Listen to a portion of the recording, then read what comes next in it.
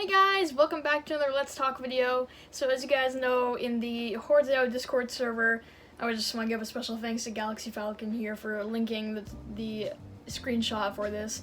Deck released a roadmap for future updates, and swimming was on there. And not the slash dance command, but that's okay. We'll get to it eventually. It's fine. Swimming probably sounds decently minor. Like when you first look at it, you're like, oh, swimming, cool, like, okay. But the thing is, a lot more goes or comes with the swimming idea than you might think. So first, the most obvious one, water biome. Water monsters, water bosses, like water dungeons, pretty much anything that would require swimming to get to could be added. All these things are potential ideas.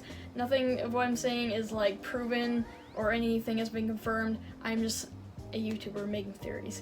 So yeah, you could have special bosses that you can only get to their dungeon through swimming, and they might drop like high tier items, special items, crafting items, because crafting was on that list on the roadmap. And if water biome was added, the only area that has a big ocean is Headless Landing. And as we all know, Headless Landing is pretty dead. Not many people go there because you can pretty much farm guardstone until up until, for a while before you have to go to Headless Landing. And then, maybe some high level players go there to item find farm because there are some easy mobs and not a ton of people. So right now, it's a dead zone. It's really just a dead zone with like maybe a couple players every now and then, but not nearly as populated as guardstone and faivel, and that's been an issue that I think everyone's recognized. So if there were to be a water biome that is specific to the ocean, Headless is the only area with an ocean, so that would attract more players. Maybe even with the item idea, there might be items that are specific to the ocean, like an ocean set. Like in Minecraft, you have the iron set of items and stuff. Maybe there's gonna be some lore with this is a specific set of items created by titans underwater before the Great Barrier was made to keep them out.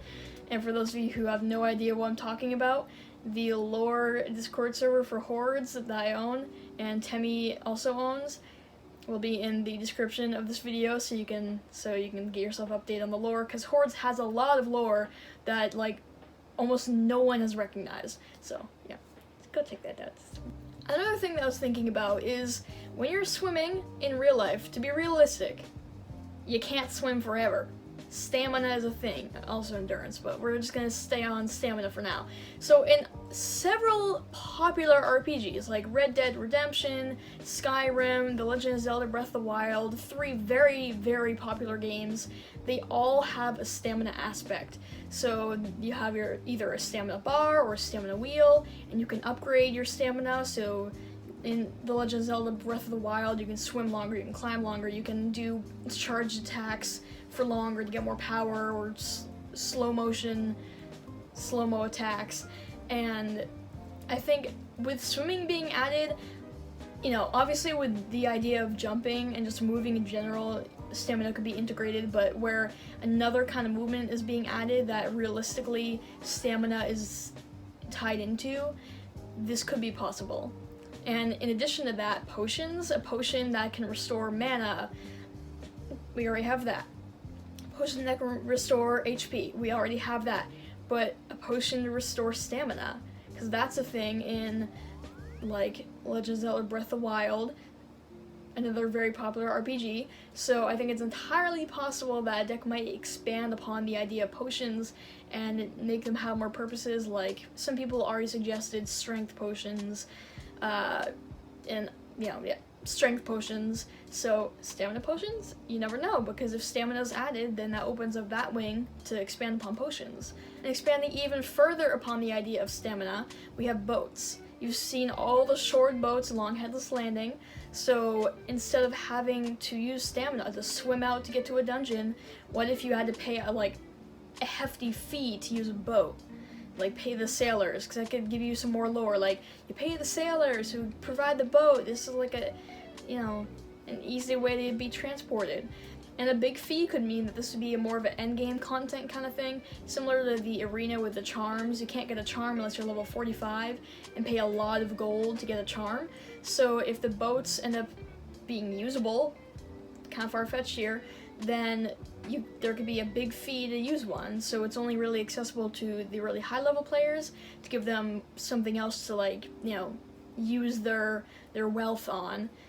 And with the ocean being used more in general, that could also open up the possibility of islands, where, similar to the dungeon idea with special monsters, special items, maybe the islands will be like, they'll show up then they'll disappear, like similar to some mythology. I can't remember specifically if it's Greek, Norse, or Roman, but there's an island that only shows up at specific times and then it disappears. So maybe they would do something similar, like something like that. So there would be the regular islands that just kind of chill out there, and maybe there would be a special island, like a special set of islands that would be there. They would disappear for a while, and then only at like certain specific dates or times can you access it to get high tier items, fight special bosses, and achieve, you know, complete special quests, because that's another thing that we were kind of looking forward to that was kind of on the list at one point. So that's another thing that could happen with oceans. And, you know, another basic one, maybe a fourth map with just an ocean map, so kind of like maybe a similar like Atlantis kind of thing, where everything is underwater. That would probably take a lot of CPU from us, because water on Hordes flows a lot, and water on Hordes is like very beautiful. I just want to say thank you, deck, for blessing us with pretty water. That's always something I look forward to in games. Or maybe there would just be an arena map that's a water map to have like water warfare. You know, arrows would probably move slower. You know, everyone would pretty much probably move a little slower, similar to how in Minecraft. And in general, in reality, you don't move at the speed of light when you're in a pool. You're a lot slower. You have to, like, if you're running in a pool, you have to be like, ah, and you move a lot slower. So in the water, probably move slower, so that would give some of the veterans some more tactical things to work on, and that might be more interesting for the people who are really hardcore Hordes. But if there were to be an only water map or an only water arena map, what if there's a thing with stamina that says that you can only be underwater for a certain amount of time? Because, again, in reality or in Minecraft, you can't stay underwater forever because you run out of breath. So if stamina isn't integrated as a way of movement, and you can only, like, swim for a certain amount of time before you get tired and might drown or start taking damage, maybe instead it'd be implemented as something where you can only be underwater for a certain amount of time, and if you take a potion, you can stay underwater for longer. But again, those potions I think would probably have to be kind of more, like, a lot more expensive than the mana and, you know, HP potions, because the mechanic wouldn't really be that significant if you can just pop a potion to keep going for like forever, because you can just fill your inventory with them, you know? And lastly, with deck adding new movements, we can wishfully think that hopefully maybe Slash Dance will be back at some point, or with another movement being made, like another movement update. What if there's flying at some point, like a flying class? That'd probably be really OP, and I'd say stamina would have to be integrated then, because if you're just flying, like, and just sniping people from above, that would be really, I don't know.